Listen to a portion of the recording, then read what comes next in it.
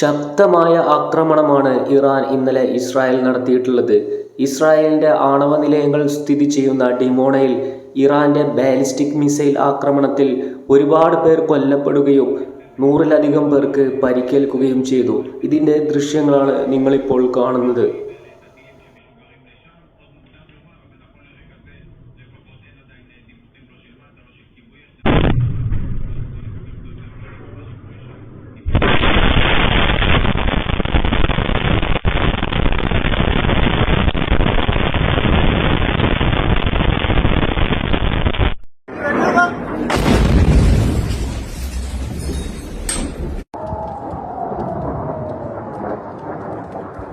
Whoa. Whoa. Whoa. Whoa. Whoa.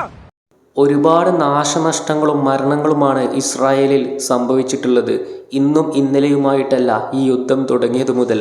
നമ്മൾ സംഭവങ്ങൾ ഒന്നും പുറത്തറിയാത്തത് എന്താണെന്ന് പറഞ്ഞു കഴിഞ്ഞാൽ അവിടുത്തെ മാധ്യമങ്ങളെ വിലക്കിയിട്ടുണ്ട് ഇസ്രായേലിൻ്റെ ഗവൺമെൻറ്.